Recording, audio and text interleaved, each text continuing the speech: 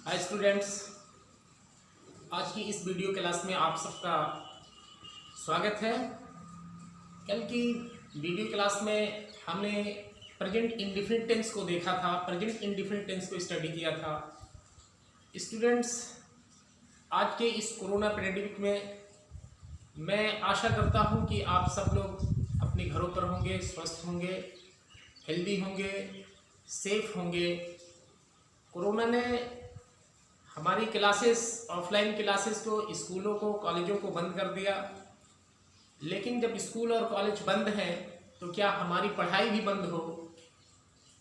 बिल्कुल नहीं, हमारी पढ़ाई हरगिज नहीं बंद होनी चाहिए। हमारी स्टडी पे इसका असर ना आए, ये ज़्यादा हमें इफेक्ट ना करे। इसी सिलसिले में कंटिन्यू हम आपको इंग्लिश की वीडियो भेज रहे हैं ताकि आपकी पढ़ाई को ज़्यादा कोरोना, ये पैंडेमिक जो है, ये महामारी जो है, ये आपको डिस्टर्ब ना करे। आइए स्टूडेंट्स, आज हम जो है पास्ट इंडेफिनिट टेंस को स्टडी करते हैं। पास्ट इंडेफिनिट टेंस पे डिस्कस करते हैं कि पास्ट इंडेफिनिट टेंस की क्या पहचान होती है और उस टेंस के नियम्स क्या हैं, उसके रूल्स क्या हैं हिंदी से अंग्रेजी में बनाने के। उस पर हम जो है आज चर्चा करेंगे, बात करेंगे। क्योंकि ये इंडेफिनिट कहा जाता है तो सबसे पहले हम आपको ये बताना चाहेंगे कि ये इंडेफिनिट क्या है और पास्ट क्या है।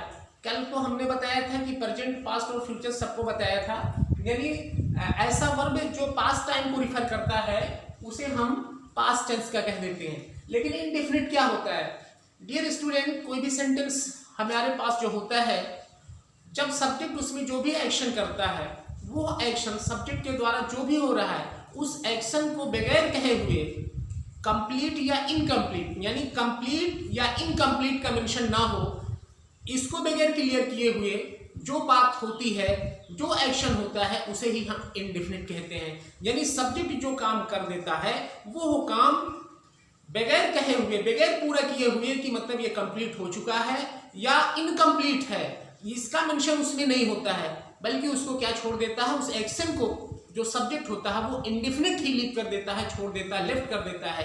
ऐसी कंडीशंस में इसे हम क्या कहते हैं? इंडेफिनिट नाम रखे हैं। क्योंकि इसमें सब्जेक्ट जो भी काम करता है, वो सब्जेक्ट के द्वारा जो भी एक्शन होता है, वो एक्शन से हमें क्या पता चलता है? इंडेफिनिट होना, अनिश्चित होना पता चलता है। यानी उसमें ये नहीं बात होती है कि ये जो एक्शन सब्जेक्ट कर रहा है ये कंप्लीट हो चुका है। उसमें ये भी क्लियर नहीं हो पाता है कि ये इनकम्प्लीट है या अधूरा है। यानी कंप्लीट का या अधूरेपन का जो एक्शन है, इसको बगैर मेंशन किए हुए, क्लियर किए हुए जो काम सब्जेक्ट द्वारा छोड़ दिया जाता है करके, ऐसे ही सेंटेंसेस को हम क्या कहते हैं? इंडेफिनिट कहते हैं।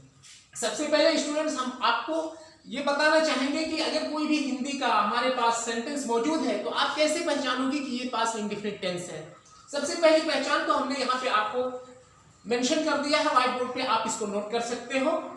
ता था, ती थी या ते थे, लिया दिया गया, खेला कूदा, या सका, सकी, सके, सकता था, सकती थी, सकते थे, या इससे इतर आ की मात्रा या ई की मात्रा या ए की मात्रा पर अगर किसी भी सेंटेंस, हिंदी वाक्य का कोई सेंटेंस है, उसका अंत एंडिंग होता है तो उसे ही हम क्या कहते हैं? पास्ट इंडेफिनिट टेंस कहते हैं। यानी जिस सेंटेंस को पढ़ने से हमें बोध हो, हमें जानकारी हो, हमें डिनोशन मिले क्या कि यह काम पास्ट का है, ठीक है, और उसमें जो सब्जेक्ट पे एक्शन किया है वो इंडेफिनिट छोड़ दिया है, उसको इंडेफिनिट कर दिया गया हो, तो उसे ही हम क्या कहते हैं? पास्ट इंडेफिनिट कहते हैं।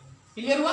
यानी कोई जरूरी नहीं है, मोस्टली स्टूडेंट कहते हैं कि जिस हिंदी वाक्य के अंत में ता था, ती थी, ते थे आदि शब्द हो, पास्ट इंडेफिनिट टेंस होता है। नहीं डियर, सिर्फ ता था, ती थी पे हमको नहीं जानना है, बल्कि अगर स्टूडेंट बगैर ता था, ती थी, ते थे के अगर वो काम ये बताता है कि मैं पास्ट में हूं, तो उसे हम क्या कहेंगे? पास्ट इंडेफिनिट टेंस कहेंगे, यानी इंडेफिनिट का मेंशन होता है। तो आइए देखते हैं आपके इसके रूल्स क्या होते हैं।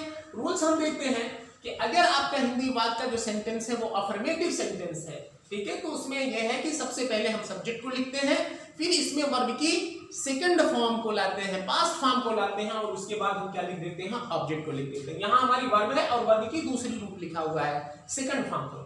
अगर आपका सेंटेंस निगेटिव है तो आप सबसे पहले सब्जेक्ट लिखोगे, फिर उसके बाद आप डिड नॉट लिखोगे, फिर वर्ब की फर्स्ट फॉर्म लाओगे। यानी निगेटिव सेंटेंस के अंदर हमें वर्ब की सेकंड फॉर्म नहीं लानी है। कौन सी फॉर्म लानी है? वर्ब की पहली फॉर्म लानी है। और उसके बाद क्या लाना है? ऑब्जेक्ट लाना है। अगर आपका इंट्रोगेटिव सेंटेंस है तो WH फैमिली के अगर वर्ड मिलते हैं तो उसको सबसे पहले लिखेंगे, नहीं मिलता है तो उसको छोड़ देंगे। इसलिए हमने इसको क्या किया? ब्रैकेट में किया है। यानी ये हमेशा इंट्रोगेटिव सेंटेंस में नहीं आएगा। अगर इसकी नीड है तो हम इसको लिखेंगे, अदरवाइज इसको छोड़ देंगे। हम क्या लिखेंगे? फिर डिड लिखेंगे, फिर उसके बाद क्या लिखेंगे? सब्जेक्ट लिखेंगे, वर्ब की फर्स्ट फॉर्म फिर लिखते हैं और ऑब्जेक्ट लिखते हैं। ठीक, अगर निगेटिव और इंट्रोगेटिव दोनों का कॉम्बिनेशन है, यानी वो सेंटेंस हमारा निगेटिव भी है और इंट्रोगेटिव सेंटेंस होते हुए भी उसमें नॉट है, निगेशन है, तो क्या करते हैं? WH की नीड है तो उसको लिखेंगे, डिड, सब्जेक्ट और नॉट लिखते हैं। यानी नॉट का यूज इंट्रोगेटिव सेंटेंस में हम कहा करते हैं? सब्जेक्ट के तुरंत बात करते हैं। यानी डिड के साथ उसको नॉट नहीं लिखते हैं कि डिड नॉट, इंट्रोगेटिव सेंटेंस में डिड नॉट नहीं आता, बल्कि इंट्रोगेटिव सेंटेंस में डिड प्लस सब्जेक्ट उसके बाद नॉट आता है और फिर वर्ब की फर्स्ट फॉर्म और ऑब्जेक्ट। हमने क्या देखा कि पास्ट इंडेफिनिट टेंस के अंदर हम वर्ब की सेकंड फॉर्म सिर्फ अफर्मेटिव सेंटेंस में लाते हैं, निगेटिव और इंट्रोगेटिव सेंटेंस में वर्ब की फर्स्ट फॉर्म आती है। ठीक है, क्लियर हुआ अपन? इसकी ये पहचान है और इसके ये रूल्स हैं। कुछ हमारे सामने जो है हिंदी के सेंटेंसेस हैं, आइए हम इसको ट्रांसलेट करके इस कॉन्सेप्ट को क्लियर करते हैं कि किस तरह से इसका ट्रांसलेशन होता है। पहला सेंटेंस हमारा पास है, राम ने अपना पाठ याद किया। राम ने अपना पाठ याद किया। देखिए, किया जो वर्ब है यहाँ पे, हमें अगर किसी भी हिंदी वाक्य को पहचानना है तो कैसे पहचानते हैं? उस हिंदी वाक्य को हम उसके आखिरी शब्द को लेते हैं, जो जहां पे हमारी मेन वर्ब मौजूद होती है, जहां पे हमारी मेन वर्ब होती है, वही वर्ब ही हमको बताता है, वही पहचान कराता है कि मैं किस टेंस में हूं। यानी टेंस की जानकारी हमारा हिंदी वाक्य का आखिरी शब्द ही कहता है कि मैं किस टेंस में हूं। किया बताया कि यहाँ पे बात जो हो रही है वो पास्ट की हो रही है। क्लियर हुआ ना? और दूसरे हमने ये कहा कि आ की मात्रा या ई की मात्रा या ए की मात्रा पे अगर अंत है तो वो पास्ट इंडेफिनिट टेंस होता है। देखिए, या में क्या हुआ? ठीक है, हमने ये बताया है कि यहाँ पे लिया, दिया, गिया, गया, किया, ली, दी, गी या इस तरह के अगर शब्द होते हैं तो वो पास्ट इंडेफिनिट टेंस होते हैं। कोई जरूरी नहीं होता है कि का था या ती थी या ते थे, मिले कभी है। हमारा ये रूल्स है कि हम सबसे पहले सब्जेक्ट लिखते हैं। इसमें कहा गया है राम के बारे में नहीं, यानी पाठ याद करने का काम कौन कर रहा है? राम कर रहा है। तो जो काम कर रहा है वही हमारा क्या है? सब्जेक्ट है, करता है। ठीक है, लिखा हमने राम, सब्जेक्ट ले लिया। अब उसके बाद हमने सब्जेक्ट लिया, फिर क्या लिखेंगे? वर्ब की सेकंड फॉर्म। किया, क्या किया भैया? उसके साथ जुड़ा हुआ है याद किया। ठीक है, याद करना की अंग्रेजी क्या होती है? लर्न, और उसकी सेकंड फॉर्म होती है लर्नड। क्लियर हुआ ये पॉइंट? यानी हमने सब्जेक्ट को लिखा और क्या लिखा? अपनी वर्ब को भी लिख दिया, वो भी सेकंड फॉर्म में लिख दिया।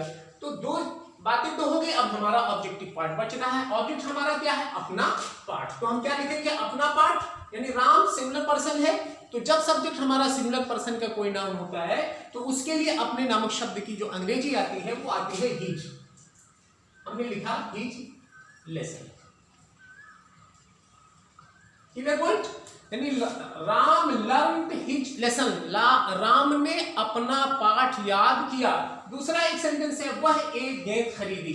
अब ये सेंटेंस बता रहा है, क्योंकि बड़ी ई की मात्रा पर इसका अंतिम है, इसका अंत है, इसकी एंडिंग है, इससे ये पता चलता है कि वो कोई मैस्कुलिन जेंडर का प्रोनाउन नहीं है, बल्कि किसी लेडी की तरफ इशारा कर रहा है कि ये कोई स्त्री है खरीदी। तो वो की अंग्रेजी क्या होगी हमारी? वो होगी शी। खरीदना की अंग्रेजी क्या होता है? बाई माने खरीदना होता है, और उसकी सेकंड फॉर्म होती है बॉट। तो हमने लिखा शी बॉट। क्या खरीदा? एक गेंद बॉट। इस तरह से इसका हम ट्रांसलेशन करते हैं। बहुत इजी है, बहुत आसान है। यानी ट्रांसलेशन करने का नियम यह है कि सबसे पहले हम सब्जेक्ट को लिखते हैं, और अफर्मेटिव सेंटेंस अगर हमारा है किसी भी मतलब पास्ट इंडेफिनिट टेंस को हम चूंकि स्टडी कर रहे हैं, हम पास्ट इंडेफिनिट को ही फोकस करें। तो अगर हमारा अफर्मेटिव सेंटेंस है तो जो पहला हिंदी का शब्द होता है वही हमारा क्या होता है, सब्जेक्ट होता है, क्योंकि वही कार्य कर रहा होता है, वो कार्य करता है, एक्शन करता है, तो हम उसको लिखते हैं। फिर उसके बाद हम क्या करते हैं, ट्रांसलेशन रिवर्स करना शुरू कर देते हैं, इधर से उल्टा, यानी कि इधर से आगे बढ़ते हैं। यानी हिंदी से अंग्रेजी बनाने के लिए सबसे पहले हम यहाँ पे सब्जेक्ट को लेते हैं, उसके बाद इधर से ट्रांसलेट करना आता है, यानी रिवर्स करते हैं, बैक गेयर लगा देते हैं। ठीक उसी तरह से यहाँ भी हुआ, हमने देखा ये बात। दूसरा सेंटेंस हमारा है, हमने एक शेर मारा। यहाँ किसने शेर को मारा है, हमने मारा है, यानी कार्य किसने किया, हमने किया, तो वो हमारा सब्जेक्ट होगा। हमने की अंग्रेजी होगी बी, मारा की अंग्रेजी क्या होगी, किल, माने मारना होता है, तो इसकी पास्ट फॉर्म होगी किल्ड। किल माने जान से मारना, और वैसे तो मारना बीट भी होता है, लाठी डंडे से किसी की पिटाई कर दो तो बीट हो गया, लेकिन शेर को लाठी डंडे से नहीं मारा गया है, सीधे की 2 डंडे मार के उसको छोड़ दिया गया है। यहाँ मुराद यह है कि वो मार दिया गया, यानी जान से मार दिया। तो जब बात जान से मारने की होती है तो उसकी अंग्रेजी होती है किल। ही किल्ड एक शेर ए लायन। ठीक, ऑब्जेक्ट हो गया। पुलिस ने चोर को पकड़ा। पुलिस पकड़ा किसने है, काम किसने किया है, पुलिस ने किया है, तो हमने लिखेंगे द पुलिस। पकड़ा की अंग्रेजी कैच माने पकड़ना होता है, उसकी सेकंड फॉर्म होती है कॉट, तो हमने लिखा past form caught. The police caught the thief, यानी चोर को पकड़ा। बहुत इजी है, बस थोड़ा सा आपको 5 मिनट ध्यान से सुनना है। अब देखिए अगला हमारा जो आया है, सेंटेंस आया है, इसमें ताथा हमको मिल गया। ठीक है, इसमें क्या मिल गया आपको, ताथा मिल गया। तो ये क्या है, पास्ट इंडेफिनिट टेंस है। चपरासी, चपरासी की अंग्रेजी होती है द क्लून, हमने लिख दिया। उसके बाद बजाता था, रिंग फर्स्ट फॉर्म है बजाना, और उसकी सेकंड फॉर्म होती है रिंग, रैंग, रंग, यानी सेकंड फॉर्म हमारी क्या होगी, रैंग। क्या बजाता था, घंटी, द बेल। बहुत इजी है ट्रांसलेशन। हम घर जा सके, हम घर जा सके, सकना नामक शब्द है जो हमको पास में मेंशन करा रहा। B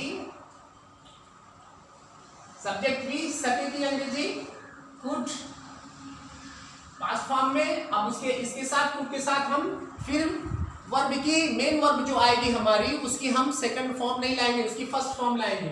we could go to home. बहुत इजी है।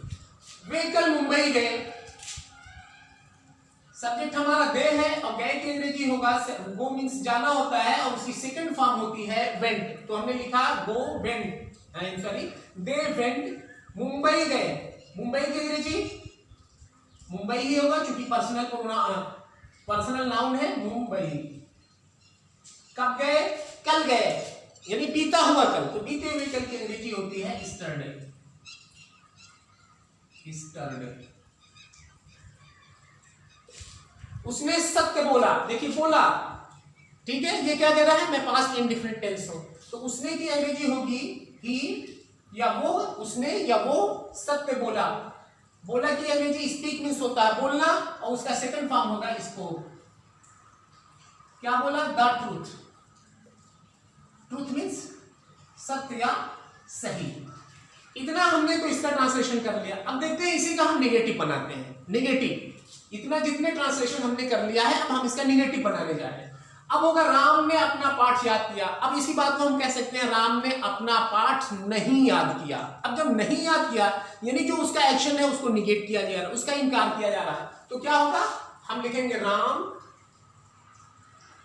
अब यहां पे क्या आएगा, चूंकि नेगेटिव सेंटेंस का ये नियम है कि सबसे पहले हम सब्जेक्ट लिखते हैं, फिर उसके बाद क्या लिखते हैं, डिड नॉट लिखते हैं। तो हमको सब्जेक्ट तो हमारा मिला, फिर उसके बाद हमको क्या लिखना है, डिड नॉट लिखना है। हमने लिख दिया डिड नॉट, फिर उसके बाद लिखा वर्ब की। अब यहाँ पे फर्स्ट फॉर्म आ रही है, यानी यहाँ पे जो लर्न हमारी सेकंड फॉर्म थी, अब वो उसको हम नहीं लिख सकते हैं, हम क्या लिखेंगे, उसकी फर्स्ट फॉर्म को लिखेंगे। तो इसकी फर्स्ट फॉर्म होती है लर्न।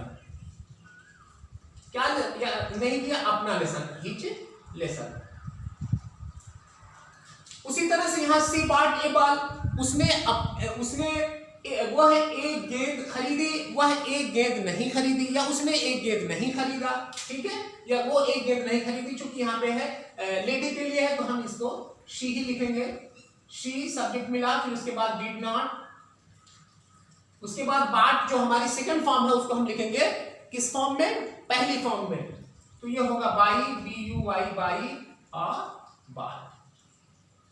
ठीक, अगर हम इसी को क्या बना दे, इंट्रोगेटिव बना देते हैं। तो इंट्रोगेटिव में क्या होगा, इंट्रोगेटिव का देखिए क्या नियम है। सबसे पहले हम लिखेंगे, क्योंकि इसमें तो WH आएगा नहीं अभी। अगर हमने कहा राम ने अपना पाठ याद किया, हम कह दें क्या राम ने अपना पाठ याद किया, क्या राम ने अपना पाठ याद किया, तो उस तरह से होगा did Ram learn each lesson. ये हमारा क्या बन गया, इंट्रोगेटिव सेंटेंस हो गया। उसी तरह से इसका बन जाएगा क्या वो एक गेंद खरीदी, तो हो जाएगा did she by a ball. ये हमारा क्या हो रहा है, इंट्रोगेटिव सेंटेंस हो रहा है। बहुत इजी है। अब यहां पे देखिए जो हमने इंट्रोगेटिव इसका बनाया है, क्या उसने अपना पाठ याद किया, ये सवाल जब पूछा गया है तो आप इसका आंसर दे सकते हो हाँ या नहीं में, ठीक है। तो यानी कोई भी सेंटेंस जो हेल्पिंग वर्ब से स्टार्ट होता है उसको आप रिप्लाई कर सकते हो यस या नो में। लेकिन जब WH फैमिली से कोई भी सेंटेंस स्टार्ट होता है तो उसका आंसर आप यस या नो में नहीं दे सकते हो, बल्कि उसके आंसर के लिए आपको उसका रीजन बताना पड़ेगा, उसको एक्सप्लेन करना पड़ेगा, उसकी व्याख्या करनी पड़ेगी, उसकी वजह बतानी पड़ती है, ठीक है। और वो कब होता है, ऐसा तब होता है जब हिंदी के वाक्य में प्रश्नवाचक शब्द जो प्रश्न पूछता है वो कहां मिलता है, बीच में मिलता है, शुरुआती दौर में नहीं मिलता है। यहां तो क्या नामक शब्द शुरू में मिल गया, इसलिए क्या नामक शब्द की अंग्रेजी माफ, बल्कि उस टेंस की सहायक क्रिया से हम उसको स्टार्ट कर देते हैं। लेकिन जब वही क्या नामक शब्द आपके बीच में हो जाएगा, अगर पूछ लो राम ने अपना पाठ क्यों याद किया, आप ये कह लो राम ने अपना पाठ क्यों याद किया, यानी यहां पे क्यों आ जाए, और उसके बाद क्या बनना है, वो इंट्रोगेटिव बनना। तो ये किस तरह से होगा, तो क्यों नामक शब्द की अंग्रेजी हमको सबसे पहले लाना पड़ेगा। हम लिखेंगे भाई, ठीक है, यानी WH फैमिली का वो वर्ड है, इसलिए इसको हम लिखेंगे। फिर डिड लाएंगे, वाई डिड, यानी ये वाला बात अब यहां पे पूरा हम लिख सकते हैं पूरा, राम ने अपना पाठ क्यों याद किया, तो why did Ram learn each lesson, ये हो जाएगा। उसके बाद साइन ऑफ इंट्रोगेशन, यानी नेगेटिव और इंट्रोगेटिव भी क्लियर हुआ। हमने एक शेर मारा, आप इसको कह दो हमने एक शेर नहीं मारा, तो क्या होगा, सब्जेक्ट को हम सबसे पहले लिखेंगे, फिर उसके बाद लिखेंगे डिड नॉट।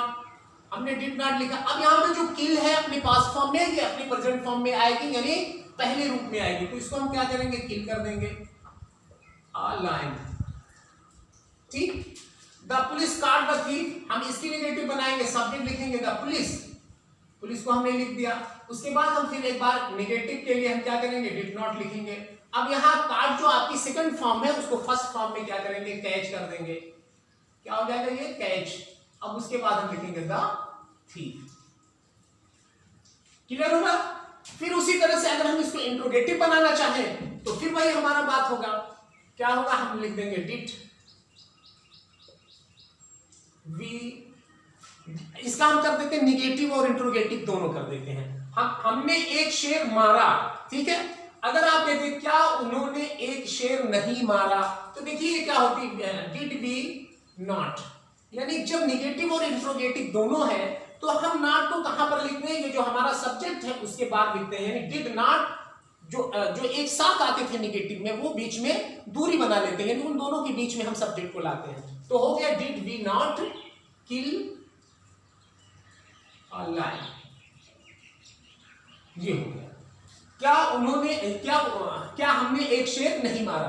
फिर उसी तरह से हम इसको भी ट्रांसलेट कर सकते हैं, कैसे, did the police not catch the lion, या did the police catch the thief. क्यों, अगर हम इसमें नॉट को, पुलिस ने चोर को नहीं पुलिस ने चोर को नहीं पकड़ा, जिसको इंट्रोगेटिव में ऐड करते हैं तो वहां पे हमको नॉट लाना है, अगर नहीं करते हैं तो नॉट नहीं लाना है। चपरासी घंटी बजाता था, इसकी निगेटिव बनेगी, हम लिखेंगे द प्योन रैंग, ये जो हमारी क्या है सेकंड फॉर्म है, इसको हमें फर्स्ट फॉर्म लाना है, और उससे पहले हमको चूंकि ये निगेटिव बनाने जा रहे हैं तो डिड नॉट लाना है, तो हम लिखेंगे डिड नॉट। अब ये रैंक की क्या हो जाएगी, फर्स्ट फॉर्म आ जाएगी, फिर उसके बाद हमारा द बेल हो जाएगा, क्लियर होगा। फिर उसी को अगर हमें इंट्रोगेटिव बनाना है तो ये डिड पहले निकल आएगा, द पियानो हो जाएगा। इसलिए हमें अगर क्या बनानी है, नेगेटिव बनानी है, तो ये तो इजी है। वी यहाँ पे हमें चूंकि डिड नॉट लाना नहीं है, सका या सकते नामक शब्द का, तो हमको क्या करना है, वी कुड, अब यहाँ बीच में नॉट लाएंगे, फिर उसके बाद क्या लाएंगे, वो लाएंगे और टू होम लिख देंगे। यानी जब कुड का यूज जिस सेंटेंस में हो जाएगा पास्ट फॉर्म में, तो उसके लिए हमको फिर क्या करना है, वहीं पे कुड के साथ नॉट जोड़ देना है। लेकिन अगर कुड का यूज नहीं हुआ है, ठीक है, इस तरह के सेंटेंसेस थे, तो वहां हमें डिड नॉट लाना पड़ेगा। वे कल मुंबई गए, दे वेंट मुंबई यस्टरडे। अब इसकी अगर हमें करनी है बात नेगेटिव, तो ये हो जाएगा दे डिड नॉट गो। क्या आया, डिड नॉट के साथ हम सेकंड फॉर्म नहीं ला सकते, फर्स्ट फॉर्म लाएंगे, लिखेंगे मुंबई और यस्टरडे कर देंगे। ही स्पोक द ट्रूथ, इसका हो जाएगा, हम लिखेंगे सब्जेक्ट लिखेंगे, फिर डिड नॉट लिखेंगे, फिर उसके बाद स्पोक जो है इसकी हम क्या लाएंगे, फर्स्ट फॉर्म लाएंगे। नेगेटिव में हमारी वर्ब की फर्स्ट फॉर्म आती है, फिर उसके बाद हम लिखेंगे द ट्रूथ। क्लियर हो रहा है? इस तरह से हम इसका ट्रांसलेशन करते हैं, ठीक है। इसको ट्रांसलेट करना, करीम ने भिखारी को 10 रुपए दिए, लिखा हमने, क्योंकि किसने काम किया, करीम ने काम किया। कौन सा काम किया, भिखारी को 10 रुपया देने का काम किया है, ठीक है। तो हम लिखेंगे करीम, हो गया हमारा। अब हमारा जो 10 रुपये दिया गया है, देना की अंग्रेजी क्या होती है, गिव माने देना होता है, उसकी सेकंड फॉर्म हम लाएंगे, करीम गेव, ठीक है। यहां से हम आगे बढ़ेंगे, क्या दिया भैया, 10 रुपया, करीम गेव 10 रुपीज, 10 इसको दिया, भिखारी को दिया, Karim gave 10 rupees to the beggar. Beggar means भिखारी। ये हो गया translation, Karim gave 10 rupees to the बेगर।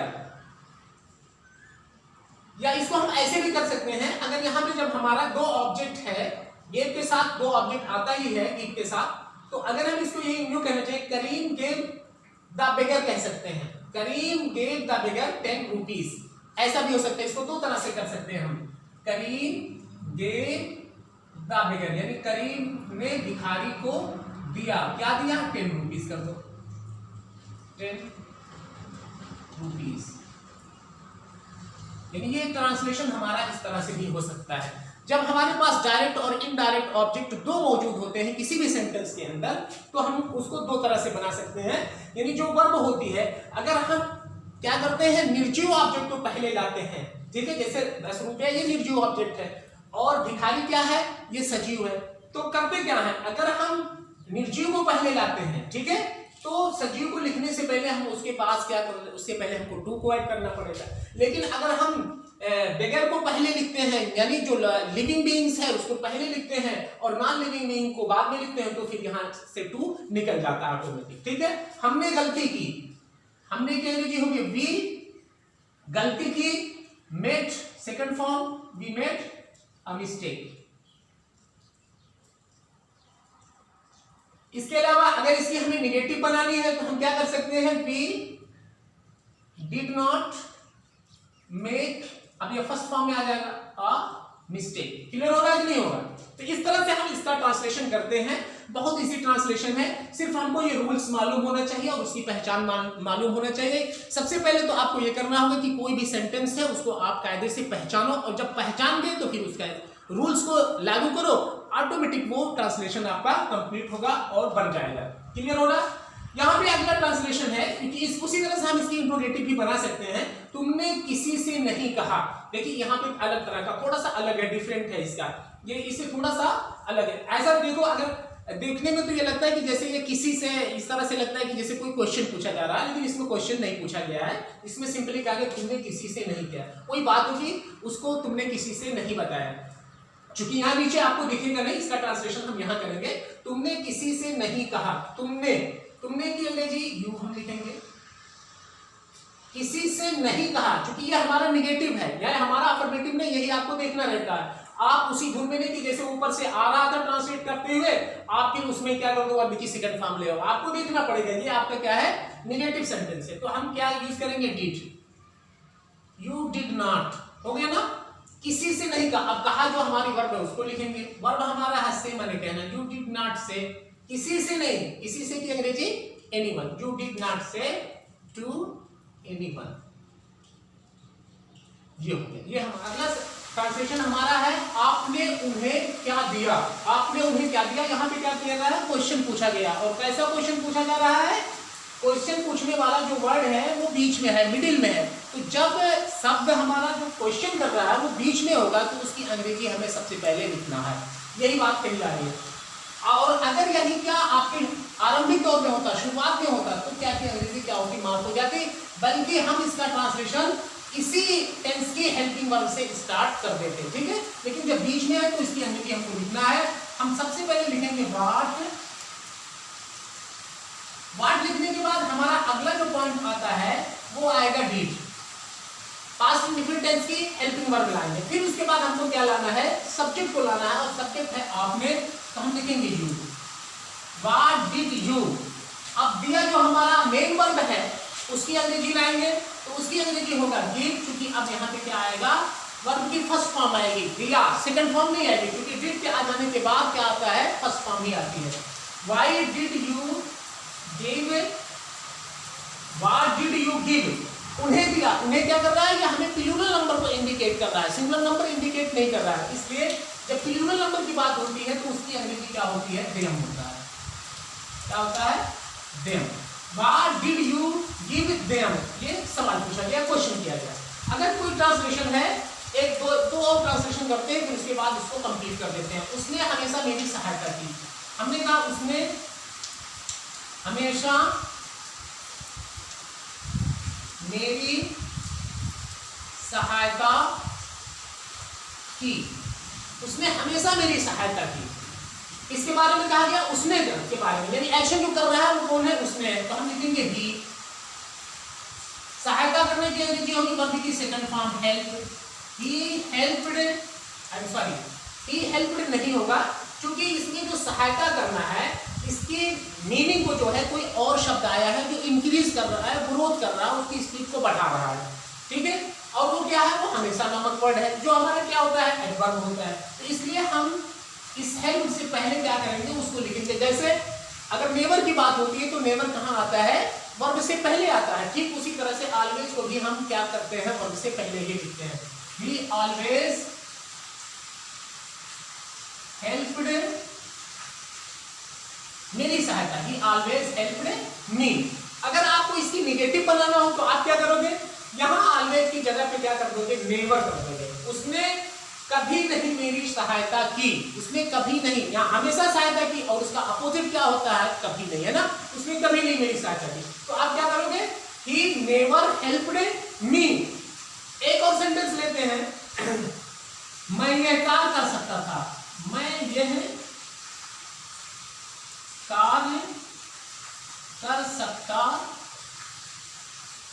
था। देखिए था पास्ट इंडेफिनिट टेंस, और यहाँ पे की पे अंत हुआ था, तब भी क्या था, पास्ट इंडेफिनिट टेंस था। तो कोई जरूरी नहीं था, ती थी, ते थे ही आप सिर्फ रट के बैठ जाओ कि यही सेंटेंस क्या होते हैं, पास्ट इंडेफिनिट के होते हैं। ऐसा नहीं है, आपको उसको समझना होगा कि ये बात अगर पास्ट की है और उसमें एक्शन जो हुआ है वो सब्जेक्ट के द्वारा बगैर कुछ बोले हुए क्लियर किए हुए कि ये कंप्लीट है या इनकम्प्लीट है, तो उसको हम इंडेफिनिट पे छोड़ देते हैं, ठीक है। इंडेफिनिट कहते हैं।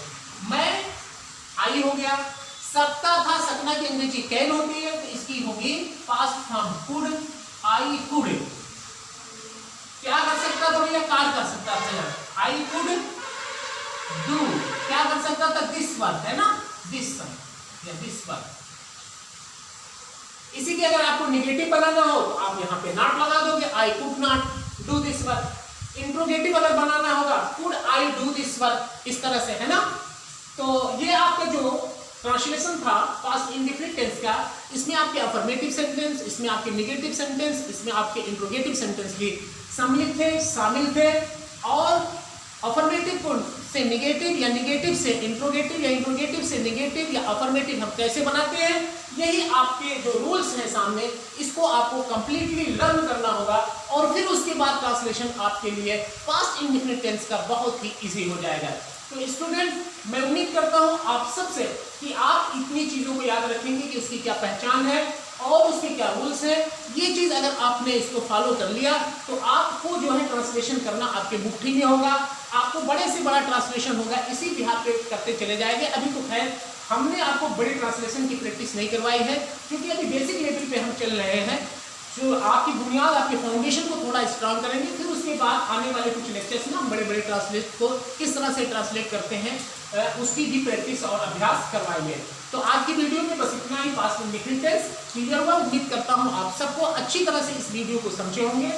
और इस वीडियो को समझने के बाद एक बार फिर मैं आपसे रिक्वेस्ट करूँगा, अपील करूँगा कि आप लोग जो है इस वीडियो को अपने दूसरे दोस्तों तक भी पहुँचाइए जो अंग्रेजी सीखने के मतलब जो है काफ़ी विल रखते हैं, इच्छा रखते हैं, डिटर्मिनेशन पावर रखते हैं। तो ऐसे स्टूडेंट्स को भी इस वीडियो को पहुँचाएं। Thank you so much.